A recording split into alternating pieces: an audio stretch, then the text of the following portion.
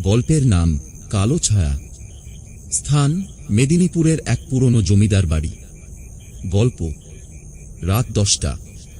চারিদিকে নিস্তব্ধতা, কেবল দূরে শিয়ালের ডাক শোনা যাচ্ছে। অরণ্য, এক তরুণ ফটোগ্রাফার, গ্রামে এসেছে এক প্রাচীন জমিদার বাড়ির ছবি তুলতে। সে শুনেছিল এই বাড়িতে কেউ থাকে না, কিন্তু তবুও গ্রামের লোকজন ভয় পায় এ বাড়ির দিকে তাকাতেও। অরণ্য সাহস করে ঢুকে পড়ল বাড়ির ভেতরে। টর্চ জ্বালিয়ে এক এক করে ঘরগুলো ঘুরে দেখছে। পুরনো আসবাবপত্র, জং ধরা আয়না, ছেঁড়া পর্দা, সব যেন সময়ের সাক্ষী হয়ে দাঁড়িয়ে আছে। হঠাৎ এক দরজার সামনে এসে সে থেমে গেল। দরজাটা আধা খোলা, কিন্তু ভেতর থেকে একটা ঠান্ডা হাওয়া এসে ওর গায়ে কাঁটা দিয়ে গেল। সে ধীরে ধীরে দরজাটা ঠেলে খুলল। ভেতরে কিছুই নেই, শুধু একটা আয়না।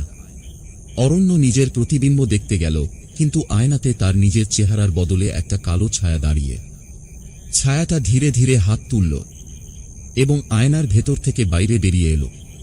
অরণ্য চিৎকার করে পেছনে সরে গেল, কিন্তু তখনই দরজাটা বন্ধ হয়ে গেল।